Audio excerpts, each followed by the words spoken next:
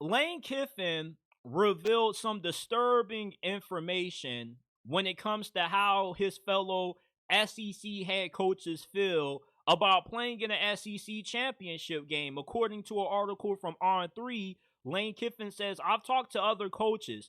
The reward to get a bye in the CFP versus the risk to get completely knocked out of the playoffs, that's a really big risk. So pretty much, head coaches in the SEC are scared to play in the conference championship game for this conference in fear of if they lose, they get a third loss and they get snubbed out of the playoffs for potentially a one-loss Indiana. And although you would think that a three-loss SEC team that's the runner-up for the conference championship gets into the playoffs, it's not definitive. Because this committee, they don't really have a direct criteria of how they're ranking these teams, what they're using to evaluate who gets in, who gets left out. It's just completely random. And that's the big reason why there's so much outrage when it comes to these playoff rankings, because there is no transparency. We don't know what they are talking about when it goes into their thinking for how they are going to see these teams. So I could see a world where a three-loss runner-up in the SEC title game does misses the playoffs. Not saying that that should happen, but with how unpredictable the committee is, you don't know what they're liable to pull. Because many folks out there want a one-loss Indiana squad in the playoffs. And you got a logjam at the top of the SEC. You could have 5-6 teams that finish with the 10-2 record to end the season. Therefore, a good amount of those schools are going to get left out. There is going to be a fair amount of outrage because one of them are going to get snubbed.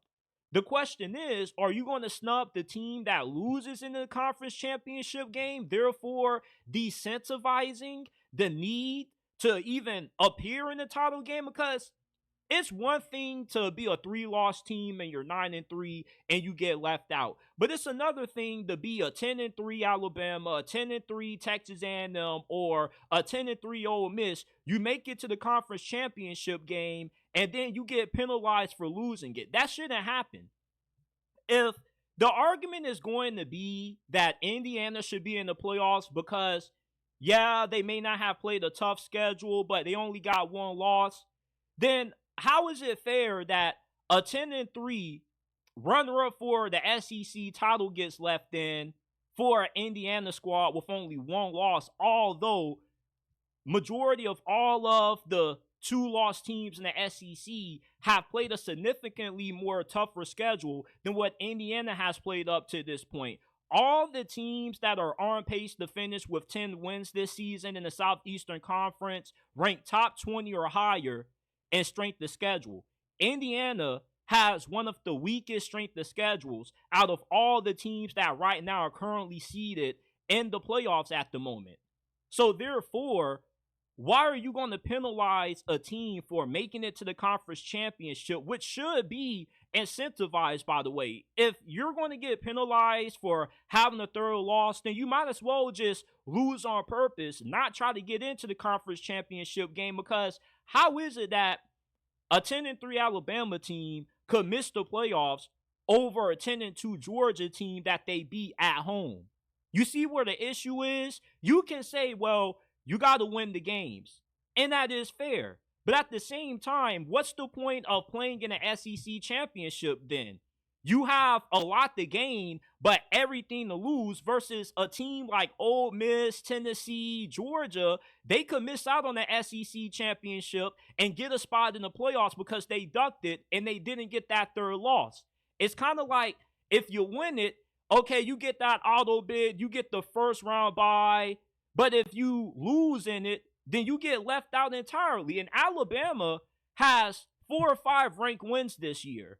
And for the amount of people that like to call the SEC overrated, they like to use these 1-week sample sizes where a team played down the competition to justify why they should get left out and why another team should get left in. But the thing with that is that when Alabama went on the road and played Wisconsin, they slaughtered them. The game was over at halftime. Meanwhile, Oregon barely beat Wisconsin on the road. They only won by 3 points.